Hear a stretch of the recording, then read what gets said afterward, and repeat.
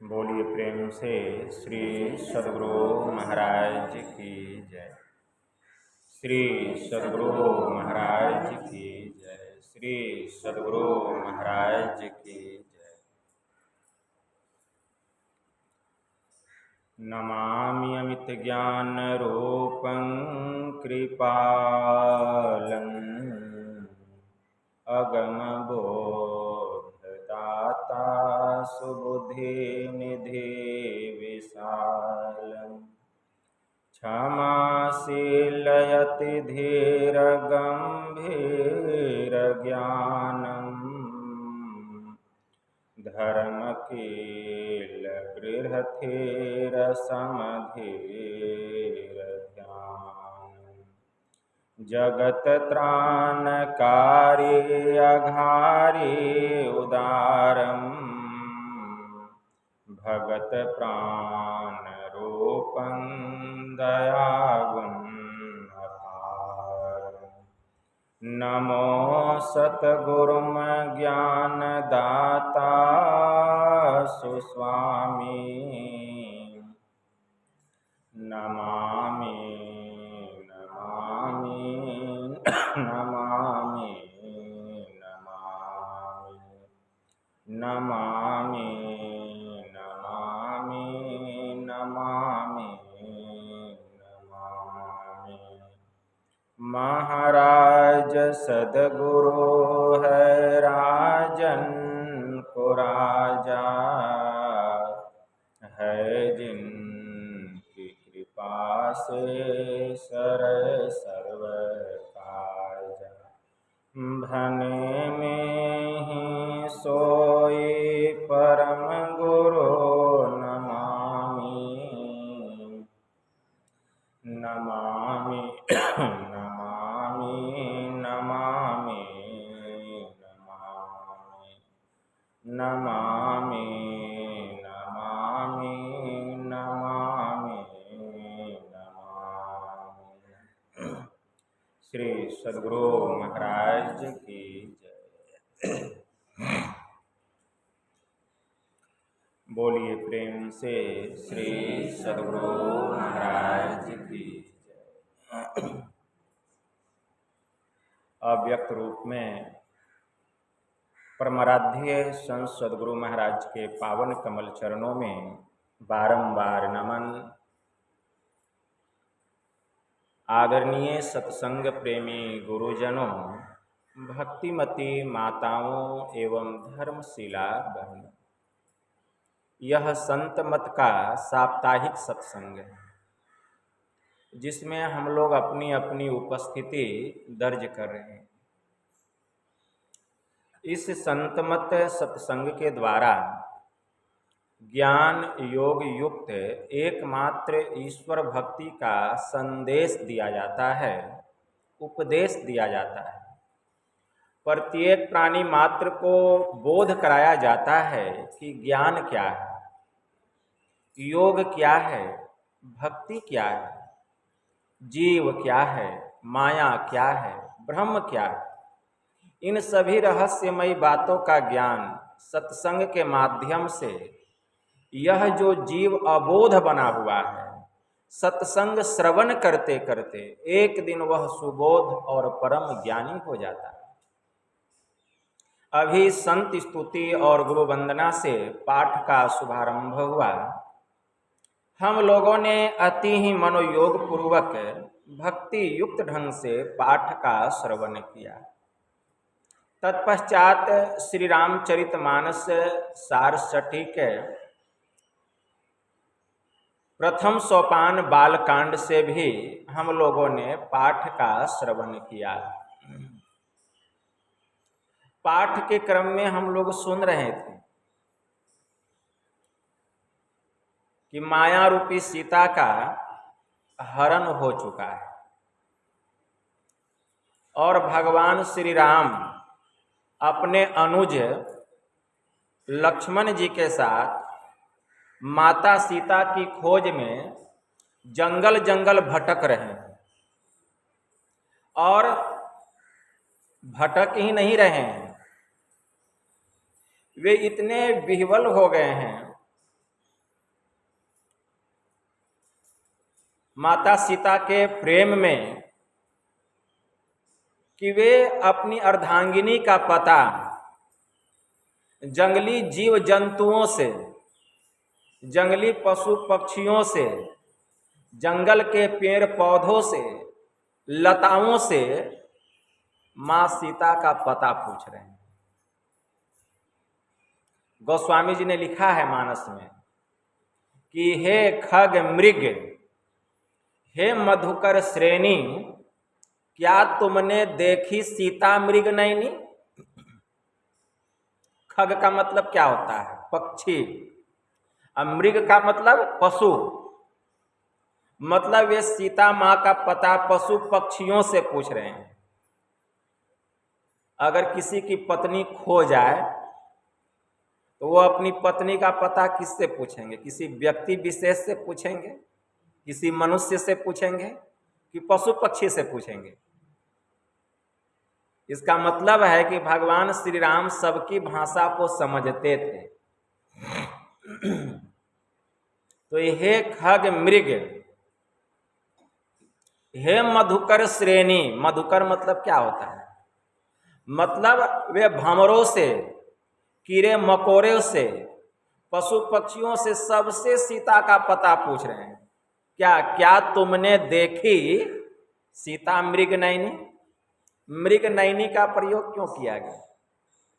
क्योंकि मां सीता की जो आंखें थी वे मृग के जैसी थी, मृगा के जैसी थी। देखने में उसकी आंखें बहुत चमकती थी, हिरनी के जैसी। मृग नैनी का प्रयोग बहुत जगह सुंदरता के लिए भी किया जाता है।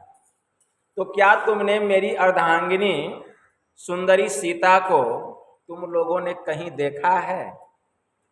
यह पता पूछ रहे हैं प्रभु श्री राम। जंगल के जितने जीव जंतु, पशु पक्षी, पेड़ पौधे सबसे पूछ रहे हैं। असंजोग की बात है कि उसी समय भगवान देवों के देव महादेव अपनी अर्धांगिनी सती के साथ में उसी रास्ते से कुछ दूर होकर के जा रहे हैं। उनकी नजर प्रभु श्री राम पर पड़ गई। वे देखते हैं कि अभी मिलने योग्य समय नहीं है, इसलिए दूर से ही प्रभु श्री राम को यह कहकर प्रणाम करते हैं कि जय हो सच्चिदानंद प्रभु श्री राम। मतलब सत्य चित्त और आनंद के घर जो हमारे प्रभु हैं, मैं उनको दूर से ही प्रणाम करता हूं, क्योंकि अभी मिलने योग्य समय नहीं। तो सती देख लेती है शिव जी को प्रणाम करते हुए, तो सती के मन में भ्रम होता है कि हमारे स्वामी तो त्रिकालदर्शी हैं, इनसे बड़े कौन हैं जिनको ये प्रणाम कर रहे हैं। तो पूछ बैठती है, स्वामी आप किनको प्रणाम कर रहे हैं इस घने जंगल में? तो भगवान शिव जी कहते, सती देखती नहीं हो, हमारे इष्ट हैं प्रभु श्री राम, अभी मिलने योग्य समय नहीं है, इसलिए मैंने दूर से ही उनको प्रणाम कर लिया। तो सती के मन में भ्रम होता है कि ये कैसे राम हैं जिनको अपनी पत्नी सीता का भी पता नहीं है कि वह कहाँ गई है, कौन उसको लेके गया है। अगर ये भ्रम होते तो इनको अपनी सीता का पता होता, जानकारी होता कि कौन चुरा कर ले गया है। ये जंगली जीव जंतुओं से थोड़े ही सीता का पता पूछते हैं, ये कैसे भगवान है। इसीलिए है स्वामी, जो नृप तनय तो ब्रह्म किमी, जो नृप तनय तो ब्रह्म किमी, नारी विरहमति भोरी, आ देखी चरित महिमा सुनत, आ भ्रमित बुद्धि अति मोरी। मतलब क्या समझे? ये तो राजा के पुत्र हैं, राजकुमार हैं, ये भ्रम कैसे हो सकते हैं? नारी विरहमति भोरी, और नारी के वियोग में ये जंगल जंगल पागलों की तरह भटक रहे हैं। कभी जंगली जीव जंतु से, कभी पशु पक्षी से, कभी पेड़ पौधों से पता पूछ रहे हैं। देखी चरित महिमा सुनत, अभ्रमित बुद्धि अति मोरी। हे स्वामी, आपके मुंह से इनकी महिमा को सुनकर और अपने नेत्रों से इनके चरित्र को देखकर मेरी बुद्धि दिग्भ्रमित हो रही है, मुझे समझ में नहीं आ रहा है। सती और भी बहुत कुछ कहती है कि हे स्वामी, आपने ब्रह्म की व्याख्या मेरे सामने की है। आपने ही कहा है कि ब्रह्म जो व्यापक बिरज अज सकल अनीह अभेद, सो देह धरी होई नर अजाहि न जानत वेद। सो विष्णु सुरहित नरतनुधारी, सौ सर्वज्ञ जथा त्रिपुरारी। अखोजई सोई अज्ञ इव नारी, अज्ञान धाम श्रीपति असुरारी। यह स्वामी, आपने ही ब्रह्म की व्याख्या की है कि वह जो ब्रह्म है, वह जो राम है, वह जो परमात्मा है, वह सर्वव्यापक है। एक तिल भी ऐसा स्थान नहीं है जिससे कि वह खाली। वह अजन्मा है, वह सभी प्रकार के इच्छाओं से, माया से रहित है, सकल अनिह अभेद। सो देह धरी होई नर जाहि न जानत वेद। स्वामी, आपने ही कहा है कि वह जो परमात्मा है, जिसके संबंध में वेद कहता है, जिसका इति नहीं इति नहीं इति नहीं, जो परमात्मा अनंत है, वह मनुष्य का शरीर कैसे धारण कर सकते हैं। लेकिन स्वामी, आपकी बात कुछ देर के लिए मैं मान लेती हूं कि आपके ही तरह भगवान विष्णु, जो कि त्रिकालदर्शी हैं, सर्वज्ञ हैं, अगर उन्होंने देवताओं की रक्षा के लिए मनुष्य का शरीर धारण किया है और यही वे मनुष्य हैं, तो इनको पता होना चाहिए कि मेरी पत्नी कहाँ है। सोई विष्णु सुरहित नरतनुधारी, सोई सर्वज्ञ जथा त्रिपुरारी, जो कि आपकी ही तरह त्रिकालदर्शी हैं। खोजई सोई अज्ञ इव नारी, ज्ञान धाम श्रीपति असुरारी। है स्वामी, ये एक अज्ञानियों की तरह, पागलों की तरह सीता के खोज में इधर उधर क्यों भटकते, जो कि लक्ष्मी के पति हैं और असुरों के शत्रु हैं। उनको पता होता कि मेरी अर्धांगिनी कहाँ है। तो भगवान शिव सोचते हैं कितना इसको समझाएं। अंत में लाचार होकर क्या कहते हैं, तुमको मेरा बात पर यकीन नहीं होता है, विश्वास नहीं होता है, तो जाके परीक्षा ले लो कि भगवान हैं कि कोई मनुष्य है। परीक्षा लेने में क्या लगा हुआ है, जाओ परीक्षा ले लो। तो सती जो थी वह कहती, हाँ परीक्षा तो मैं लूंगी जरूर, क्योंकि आपने इनको प्रणाम किया, तो परीक्षा तो लेना पड़ेगा क्योंकि आपने इनको प्रणाम किया है। अब जहां तहां आप सबको प्रणाम करते फिरिएगा, इसलिए परीक्षा लूंगी। वह चल देती है, या सोचती है परीक्षा कैसे लूं। अच्छा, सीता के खोज में भटक रहे हैं तो क्यों ना सीता का ही रूप बना लेती हूं। जैसे हम पे नजर पड़ेगा, बस पकड़ने के लिए आएंगे, पोल खुल जाएगा। देखिए सती कितनी चतुर थी भेष बदलने में, तुरंत सीता का रूप धर लेती है। जिस रास्ते से प्रभु श्री राम आ रहे हैं, उसी रास्ते में वह बैठ जाती है एक बट वृक्ष के नीचे में। लक्ष्मण जी की नजर पड़ गई कि सती जो है बैठी है भेष बदल करके। लक्ष्मण जी भी साधारण पुरुष नहीं है, शेषावतार है। तो सोचते हैं कि जब प्रभु संग में है तो हम काहे के लिए कुछ बोलेंगे, शिष्टाचार के विरुद्ध हो जाएगा ना। जब बड़े हो तो छोटे को नहीं बोलना चाहिए। तो लक्ष्मण जी मौन हैं, शांत हैं। जैसे प्रभु श्री राम आते हैं, सती पर नजर पड़ती है कि सीता का रूप धर के बैठी है, तो प्रभु श्री राम कहते हैं हाथ जोड़ करके कि हे माते, आप यहाँ अकेली क्यों बैठी हैं? भगवान शिव जी कहाँ हैं? आपके जो स्वामी हैं, अब तो उसका पोल खुल गया। अब मारे शर्म के वह आंख बंद कर लेती। लज्जा से। अब क्या करें? अब आंख जो बंद की तो देखती है कि राम भी हैं और लक्ष्मण जी भी हैं, बीच में सीता जी भी। अरे वो तो माया रूपी सीता का हरण हुआ है, असली सीता तो हमेशा प्रभु के संग में ही है, उनका कोई हरण कर सकता है? देखती है कि तीनों साथ में, सीता भी साथ में है। फिर आंख खोलती है तो देखती है कि राम लक्ष्मण सीता तीनों साथ में है। अब चारों तरफ उसको राम लक्ष्मण और सीता ही दिखाई देने लगा सती को। आंख बंद करती तो वही दृश्य, आंख खोलती तो वही दृश्य। अब जो वह आंख बंद की अब खोलिए नहीं रही है, तो प्रभु श्री राम सोचते अब अपनी माया को थोड़ा समेट लेते हैं। तो माया को समेट लिए।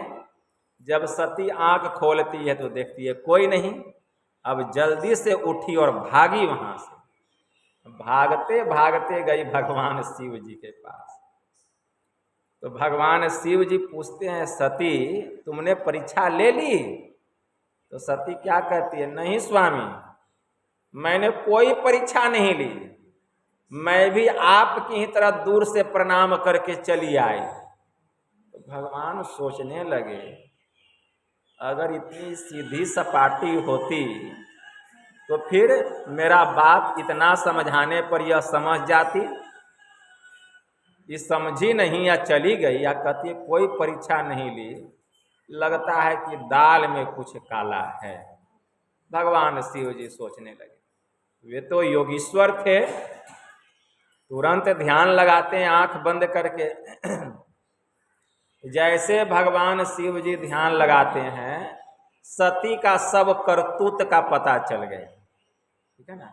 अरे दाल में कुछ काला नहीं है, बल्कि पूरा दाले काला है। अरे इसने तो हमारे जो इष्ट हैं उनके सामने उनकी अर्धांगिनी का रूप धर करके यह परीक्षा ली है। वहीं पर सब खबर भगवान शिव को लग गया, बस मन ही मन वह सती का त्याग कर दिया।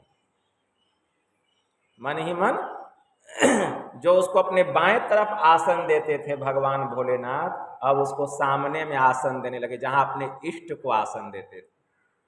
वहीं पर आकाशवाणी हुई कि हे देवों के देव महादेव, आपके जैसा त्यागी, जो कि इतनी सुंदर सती का आपने मन से परित्याग कर दिया, इस गलती के कारण आप महान हैं। आपके जैसा त्यागी पूरे ब्रह्मांड में कोई नहीं। अब वही सती के जो पिता थे महाराज दक्ष, बहुत बड़ा यज्ञ कराए हैं। उस यज्ञ में सभी देवी देवताओं को बुलाए हैं, सब देवी देवता आए, लेकिन भगवान शिव को नहीं बुलाए हैं। सब देवी देवता लोग कैलाश पर्वत के ऊपर आकाश मार्ग से जा रहे हैं। सती देखती है कि सब लोग कहाँ जा रहे हैं। देखती है कि चंद्रमा भी जा रहे हैं रोहिणी के साथ। पूछती है, बहन कहाँ जा रही हो? तुमको पता नहीं है? तुम्हारे पिताजी बहुत बड़ा यज्ञ करा रहे हैं, हम लोगों को वहां बुलाया गया है। सती सोचती है कि हमको पता नहीं चला, मैं उनकी पुत्री हूँ। तो भगवान शिव के पास जाती है, बोलती है, स्वामी ऐसा ऐसा बात है, चलिए आप भी। भगवान शिव कहते हैं कि देखो सती, मुझे वहां आमंत्रित नहीं किया गया है, इसलिए मैं वहां कैसे जाऊंगा। तो सती हठ करने लगती है कि नहीं स्वामी, मैं अपने पिता के घर जाऊंगी। कहें, देखो सती, बिना निमंत्रण के कहीं जाना ठीक नहीं है, लेकिन शास्त्र कहता है, शास्त्र कहता है क्या? यद्यपि मित्र प्रभु स्वामी गुरु गेहा, यद्यपि जाइए बिनु बुलाए न संदेहा, लेकिन तदपि विरोध मान जहाँ कोई, अतहाँ गए कल्याण न हो। भगवान शिव जी ने कहा। समझ में आ रहा है ना? भगवान शिव जी कहते हैं कि हे सती, यह शास्त्र विदित वाणी है कि यद्यपि पिता के घर, मित्र के घर,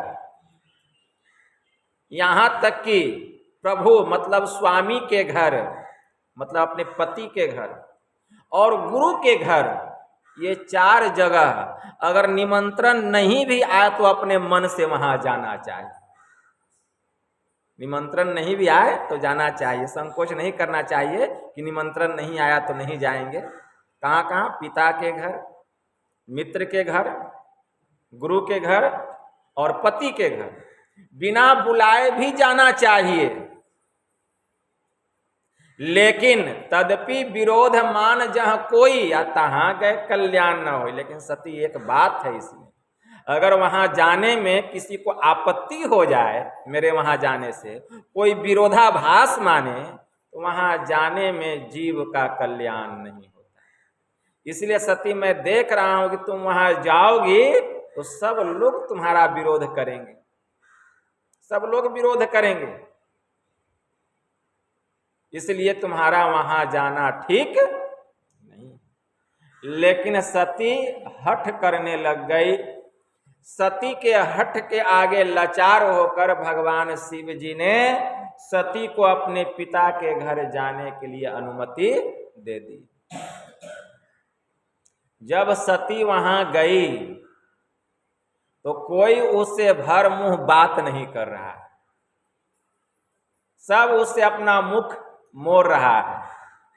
उसकी जितनी बहनें थी मुख मोड़ रही है। पिताजी जब उसको देखे तो क्रोधित हो गए, मुंह मोड़ लिए वे भी। एक माँ उसकी थी जो छुप करके थोड़ा सा बात करती है, सबसे छुप करके, माँ तो माँ होती है। जब सती यज्ञ मंडप में गई, जहाँ यज्ञ हो रहा था, जहाँ आहुति पड़ रही थी यज्ञशाला में, तो देखती है सभी देवी देवता लोग बैठे हुए हैं अपने आसन पर, लेकिन मेरे प्रभु का कहीं कोई अंश नहीं है, कोई भाग नहीं है। यह देखकर सती का आंख ज्वाला से धधकने लग गया। एकदम वह क्रोधित हो गई, उसके आंख से अग्नि की वर्षा होने लग गई, धधकने लग गई। और क्रोध के मारे सती जो थी उसी यज्ञशाला में कूद गई। जब उस यज्ञशाला में कूद गई तो भगवान शिव के जो दूत थे उन्होंने यज्ञ का विध्वंस किया। सती यज्ञशाला में कूद गई। भगवान शिव को जब पता चला, भगवान शिव जी आए हैं और सती के शरीर को अपने कंधे पर उठा लिए हैं, मतलब मोह में। तब भगवान विष्णु जो हैं उन्होंने भगवान शिव का मोह भंग करने के लिए अपना सुदर्शन चक्र छोड़ा है। सती का जो शरीर था 51 खंडों में बट गया और एक एक खंड जहां गिरा है वहां एक एक शक्तिपीठ बन गई। कामाख्या देखिए, बहुत जगह जहां जहां शक्तिपीठ गिरा है सती, और उसी समय से भगवान शिव एक घने स्थान में, निर्जन स्थान में, एकांत स्थान में, शांत स्थान में, हिमालय की कंदरा में चले गए और वहां बैठ करके वे ध्यान करने लगे। और इधर सती का जब शरीर छूटा है तो वही सती फिर हिमालय के घर में, उसका मैना के गर्भ से जन्म हुआ है। हिमालय की पत्नी जो थी मैना, उसके गर्भ से जन्म हुआ है और उसी का नाम पड़ा है पार्वती। तब सती हुई पार्वती। और फिर भगवान शिव को पाने के लिए वह भी कठोर तप की है, ध्यान की है, पुनः भगवान शिव से उसका विवाह हुआ है, तब पार्वती कहलाई। तो जब सती का शरीर छूट गया, जब उसका जन्म हुआ है हिमालय के घर में, इसीलिए उसको गिरिजा भी भगवान शिव जी ने कहा है, क्योंकि वो गिरिराज की, हिमालय की पुत्री है। तो वहीं पर देवर्षि नारद बाबा आए हैं और हिमाचल ने उनसे कहा कि हे देवर्षि नारद बाबा, आप मेरी पुत्री का भाग्य देखिए और बतलाइए कि इसका भविष्य कैसा होगा, इसका फ्यूचर कैसा होगा। तब वहीं पर देवर्षि नारद बाबा कहे हैं कि इसका जो पति है वह भीख मांग के खाने वाला, अभद्र भेष धारण करने वाला, नाना प्रकार के अवगुण दुर्गुण बतलाए हैं। यह सुन करके हिमाचल सोच में पड़ गए, उनकी माता मैना भी सोच में पड़ गई। तो देवर्षि नारद बाबा कहते हैं कि देखिए, ये सब गुण भगवान शिव में हैं, और अगर दुर्गुण भी अगर महापुरुषों के भीतर में दिखाई पड़ता है तो वह सद्गुण में बदल जाता है। लेकिन वह कैसा होना चाहिए? समर्थ्यवान होना चाहिए। मतलब जो समर्थ्यवान महापुरुष हैं, अगर उसके भीतर में दुर्गुण भी है तो वह सब दुर्गुण सद्गुण में बदल जाता है। किसने कहा? देवर्षि नारद बाबा ने। इसलिए अगर भगवान शिव से इसका विवाह हो जाए तो सब दुर्गुण सद्गुण में बदल जाए। भगवान शिव त्रिकालदर्शी। तो दुर्गुण कैसे सद्गुण में बदलता है, इसको जानना पड़ेगा ना, कि दुर्गुण कैसे सद्गुण में बदलता है। वहीं पर देवर्षि नारद बाबा कहे हैं, भानु कृषाणु सर्वरस खाही, तिनकह मंद कहत कौ नाही, शुभ अरु अशुभ सलिल सब बहई, असुर सरी कोई अपुनित न कहई, समर्थ को नहीं दोष गुसाई, रवि पावक सुर सरी की नाई। किसने कहा? देवर्षि नारद बाबा ने। मतलब क्या समझे? भानु मतलब सूर्य, कृषाणु मतलब अग्नि, वे सब रस को खा जाता है, क्या अच्छा हो और क्या खराब हो। जब सूर्य निकलता है तो केवल पवित्र जल को ही सोखता है, गंदा जल को नहीं सोखता है। चाहे पवित्र स्थान पर हो, चाहे मैला पर हो, पखाना पर का जल हो, उसको भी तो सोख लेता है सूर्य, कि नहीं सोखता है। कृषाणु मतलब अग्नि, आग में अच्छा चीज दीजिए चाहे खराब चीज दीजिए, अग्नि तो सबको खा जाता है। खाता है कि नहीं खाता है? लेकिन क्या कभी कोई सूर्य को और अग्नि को बुरा कहता है? बुरा कहता है उसको? उसको कोई बुरा नहीं कहता है। इतना ही नहीं, शुभ अरु अशुभ सलिल सब बहई, असुर सरी कोई अपुनित न कहई। शुभ मतलब अच्छा, अशुभ मतलब बुरा। ये दोनों चीज गंगा नदी में बहता है। सुरसरी मतलब गंगा, अच्छा और बुरा मतलब पवित्र और अपवित्र, सब चीज गंगा नदी में बहता है। मैला भी बहता है, मुर्दा भी बहता है, बहता है कि नहीं बहता है? नाले का भी पानी बहता है। लेकिन गंगा को कोई अपवित्र कहता है क्या? मतलब दुर्गुण भी अगर उसमें जा करके समा जाता है तो उसकी दुर्गुणता समाप्त हो जाती है। क्यों? वह समर्थ्यवान है। इसलिए जो समर्थ्यवान महापुरुष होते हैं उसके भीतर में दुर्गुण भी जा करके समा जाता है तो उसके दुर्गुण का कोई प्रभाव नहीं पड़ता है, वह सद्गुण में बदल जाता है। मतलब गंगा में जो भी पानी जाके मिलता है वह गंगा ही कहलाता है। इसलिए समर्थ को नहीं दोष गुसाई, रवि पावक सुरसरी की नाई। इसलिए जो गंगा, सूर्य और अग्नि के जैसे समर्थवान होते हैं, वे कुछ भी करते हैं तो उनको कोई दोष नहीं लगता। लेकिन इसका देखा देखी सबको पाप ही नहीं करना चाहिए। वो समर्थवान भी तो होना चाहिए ना। हम समर्थवान नहीं हैं, लेकिन हम भी अपने को दुर्गुण में मन को लगा करके रखेंगे तो क्या जीव कभी ब्रह्म के समान हो सकता है? ये पाठ में सुने, वो कभी ब्रह्म के समान नहीं हो सकता है। जीव जीव है, ब्रह्म ब्रह्म है। लेकिन जो समर्थवान होते हैं वे इस जीव को उस पीव में जाकर के मिला देते हैं, तब ये समर्थवान हो जाता है। यही अभी प्रसंग सुने आप लोग। हमारे गुरु महाराज समर्थवान हैं, महर्षि में ही परमहंस जी महाराज। गुरु महाराज कि संत सदगुरु परम संत बाबा देवी साहब जब 1919 ईस्वी में महापरिनिर्वाण को प्राप्त कर गए,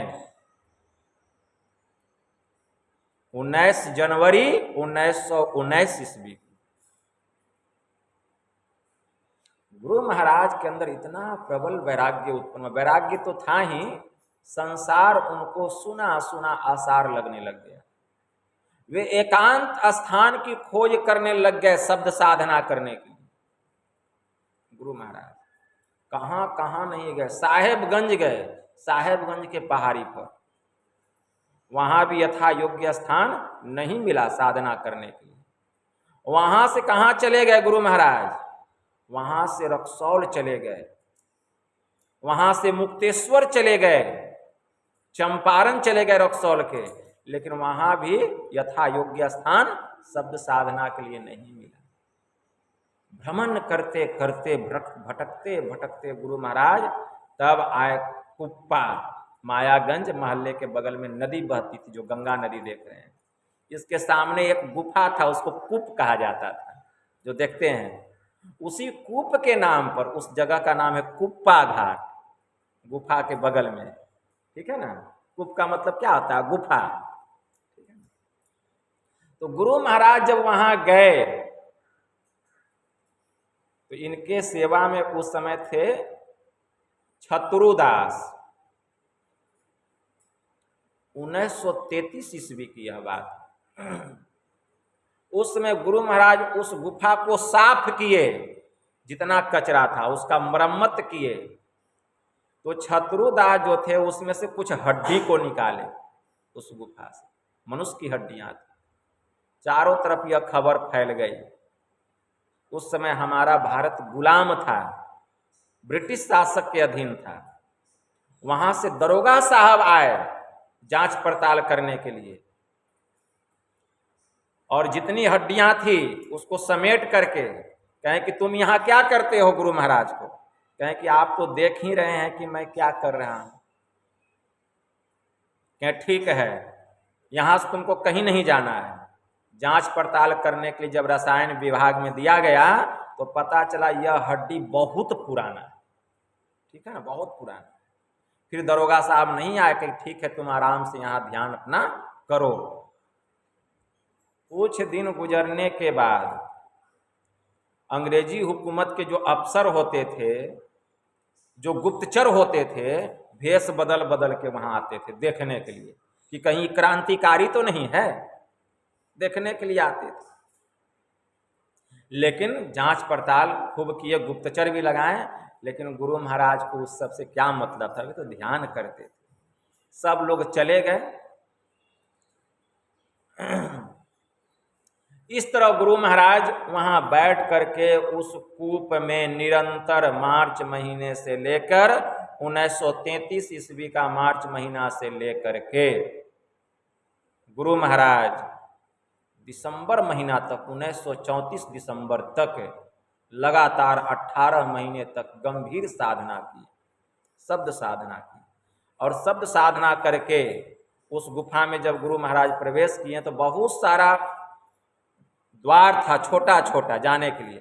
तो जो द्वार बहुत दूर तक जाता था, और जाने के बाद एक कमरा दिखाई दिया, उसी कमरे में बैठ करके एक स्थान पर गुरु महाराज शब्द साधना करके ब्रह्म का साक्षात्कार किए। आत्म परमात्म एके होई, अंतरी द्विधा सब मिटे। मतलब आत्मा जब परमात्मा में जाकर के मिल जाती तो अंतर की सब द्विधा समाप्त हो जाती। ब्रह्म का साक्षात्कार किए। जब गुरु महाराज ब्रह्म का साक्षात करके ब्रह्ममय हो गए, उनका पूरा शरीर जो था वह एकदम सूर्य के जैसा चमकने लगा। ऐसा लग रहा था कि भीतर का प्रकाश बाहर से निकल रहा है, गुरु महाराज को जो देखता था। तब गुरु महाराज पूरे बिहार में भ्रमण किए, बैलगाड़ी से, पैदल जा करके गुरु महाराज से ज्ञान का प्रचार किए। और आज देखिए गुरु महाराज का ज्ञान बिहार ही नहीं, पूरे विश्व में इसका डंका बज रहा है। गुरु महाराज के ज्ञान यह कैसा गंभीर, गुरु महाराज कहने की कृपा किए। लाया हूं तूफान से किश्ती निकाल कर, इस ज्ञान को रखना मेरे बच्चों संभाल कर। यह किश्ती मतलब नाव तो तूफान में डूब रहा था, लेकिन साधना करके मैंने यह ज्ञान निकाल करके तुम लोगों को प्रदान किया। जो ध्यान करेगा भव सागर को पार करे, चाहे कोई भी, जो करेगा वही पाएगा, और जो सोएगा वो खोएगा। बाजी अपने हाथ में है, निर्णय आपको करना है। लेकिन संसार के तृष्णा में, संसार के विलासिता में, भोग में हम अपने मन को इतना लगा दिए हैं कि भजन भेद ले करके भी ध्यान सत्संग करने का फुर्सत नहीं है 2 घंटा। ठीक है ना। परम संत बाबा देवी साहब कहने की कृपा की, जिसको 2 घंटा ध्यान सत्संग करने का फुर्सत नहीं है, अगर उसको अंतर का भेद पता भी चल गया है, वह किस काम का? किसी काम का नहीं, किसी काम का। इसीलिए हम लोगों के पास वह ज्ञान प्राप्त हुआ है, वह ज्ञान मिला है। अगर उस ज्ञान को हम अपने जीवन में अपना ले, नित्य प्रतिदिन निधिध्यासन करें, तो एक दिन अनुभव ज्ञान की प्राप्ति होगी, सदा के लिए दुख से छूट जाएंगे। ठीक है ना। जिसका अंतःकरण प्रकाशित हो जाता है ना, तब उसको सुख की प्राप्ति होती है। फिर संसार का जितना दुख है, जितना भ्रम है, जितना तनाव है, जितना मन की व्यथा है, सब समाप्त हो जाता है, सब समाप्त हो जाती है। इसलिए यह काम हम करें, हमारा कल्याण होगा। कहने के लिए तो बहुत बात है, लेकिन थोड़ा सुनिए और ज़्यादा समझिए, और उससे ज़्यादा इसको जीवन में उतारिए, तब ज्ञान की प्राप्ति होगी। यही थोड़ा सा आप लोगों को सुना दिए। बोलिए प्रेम से श्री सद्गुरु महाराज की।